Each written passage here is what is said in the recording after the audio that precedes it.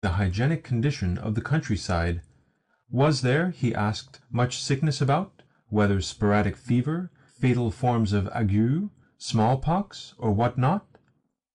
Yet, though his solicitude concerning these matters showed more than ordinary curiosity, his bearing retained its gravity unimpaired, and from time to time he blew his nose with portentous fervour. Indeed, the manner in which he accomplished this latter feat was marvellous in the extreme, for, though that member emitted sounds equal to those of a trumpet in intensity, he could yet, with his accompanying air of guileless dignity, evoke the waiter's undivided respect, so much so that whenever the sounds of the nose reached that menial's ears, he would shake back his locks, straighten himself into a posture of marked solicitude, and inquire afresh, with a head slightly inclined, whether the gentleman happened to require anything further. After dinner, the guest consumed a cup of coffee, and then, seating himself upon the sofa, with, behind him, one of those wool-covered cushions which, in Russian taverns, resemble nothing so much as a cobblestone or a brick, fell to snoring, whereafter, returning with a start to consciousness, he ordered himself to be conducted to his room, flung himself at full length upon the bed, and once more slept soundly for a couple of hours. Aroused eventually by the waiter, he, at the latter's request, inscribed a fragment of paper with his name, his surname, and his rank, for communication in accordance with the law to the police, and on that paper the waiter, leaning forward from the corridor, read, syllable by syllable, Paul Ivanovich Chichikov, collegiate councillor, landowner, travelling on private affairs. The waiter had just time to accomplish this feat before Paul Ivanovich Chichikov set forth to inspect the town. Apparently, the place succeeded in satisfying him, and, to tell the truth, it was at least up to the usual standard of our provincial capitals. Where the staring yellow of stone edifices did not greet his eye, he found himself confronted with the more modest grey of wooden ones, which, consisting for the most part of 1 or 2 stories, added to the range of attics which provincial architects love so well, looked almost lost amid the expanses of street and intervening medleys of broken or half-finished partition walls. At other points, evidence of more life and movement was to be seen, and here the houses stood crowded together and displayed dilapidated, rain-blurred signboards, whereon boots of cakes or pairs of blue breeches inscribed Arshavsky, tailor, and so forth were depicted. Over a shop containing hats and caps was written Vasily Fedorov, foreigner, while at another spot a signboard portrayed a billiard table and 2 players, the latter clad in frock coats of the kind usually affected by actors whose part it is to enter the stage during the closing act of a piece.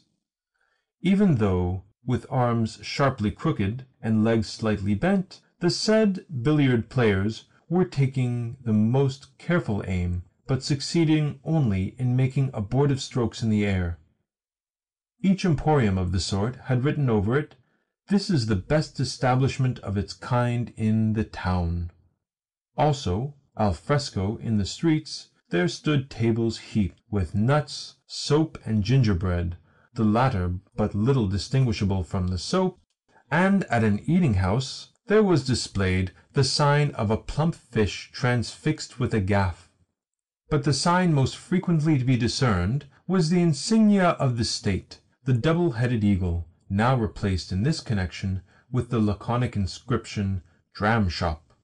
As for the paving of the town, it was uniformly bad. The gentleman peered into the municipal gardens, which contained only a few sorry trees that were poorly selected, requiring to be propped with oil-painted triangular green supports, and able to boast of a height no greater than that of an ordinary walking-stick. Yet recently the local paper had said, apropos of a gala, that, thanks to the efforts of our civil governor, the town has become enriched with a plaisance full of umbrageous spaciously branching trees. Even on the most sultry day they afford agreeable shade, and indeed gratifying was it to see the hearts of our citizens panting with an impulse of gratitude as their eyes shed tears in recognition of all that their governor has done for them. Next, after inquiring of a gendarme as to the best ways and means of finding the local council, the local law courts, and the local governor, should he, Chichikov, have need of them, the gentleman went on to inspect the river, which ran through the town. En route, he tore off a notice affixed to a post, in order that he might the more conveniently read it after his return to the inn. Also, he bestowed upon a lady of pleasant exterior, who, escorted by a footman laden with a bundle, happened to be passing along a wooden sidewalk, a prolonged stare. Lastly, he threw around him a comprehensive glance, as though to fix in his mind the general topography of the place, and betook himself home. There, gently aided by the waiter, he ascended the stairs to his bedroom, drank a glass of tea, and seating himself at the table, called for a candle, which having been brought him, he produced from his pocket the notice, held it close to the flame, and conned its tenor, slightly contracting his right eye as he did so. Yet there was little in the notice to call for remark. All that it said was that shortly one of Kotzebue's plays would be given, and that one of the parts in the play was to be taken by a certain Monsieur Poplevin, and another by a certain Mademoiselle Ziablova, while the remaining parts were to be filled by a number of less important personages. Nevertheless, the gentleman perused the notice with careful attention, and even jotted down the prices to be asked for seats at the performance. Also, he remarked that the bill had been printed in the press of the provincial government.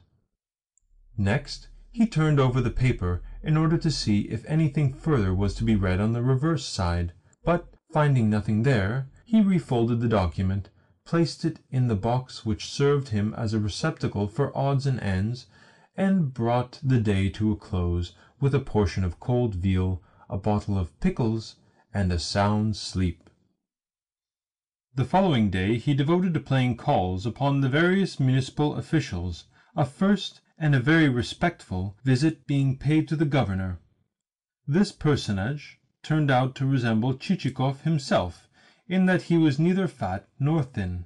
Also, he wore the riband of the Order of Saint Anna about his neck, and was reported to have been recommended also for the star. For the rest, he was large and good-natured, and had a habit of amusing himself with occasional spells of knitting. Next, Chichikov repaired to the vice-governor's, thence to the house of the public prosecutor, to that of the president of the local council, to that of the chief of police, to that of the commissioner of taxes, and to that of the local director of state factories. True, the task of remembering every big-wig in this world of ours is not a very easy one, but at least our visitor displayed the greatest activity in his work of paying calls, seeing that he went so far as to pay his respects also to the inspector of the municipal department of medicine and to the city architect. Thereafter he sat thoughtfully in his britchka, plunged in meditation on the subject of whom else it might be well to visit. However, not a single magnate had been neglected, and in conversation with his hosts he had contrived to flatter each separate one. For instance, to the governor he had hinted that a stranger, on arriving in his, the governor's province, would conceive that he had reached paradise, so velvety were the roads. Governors who appoint capable subordinates, had said Chichikov, are deserving of the most ample meed of praise. Again, to the chief of police our hero had passed a most gratifying remark on the subject of the local gendarmerie, while in his conversation with the vice-governor and the president of the local council, neither of whom had, as yet, risen above the rank of state councillor, he had twice been guilty of the gaucherie of addressing his interlocutors with the title of Your Excellency, a blunder which had not failed to delight them. In the result, the governor had invited him to a reception the same evening, and certain other officials had followed suit by inviting him. One of them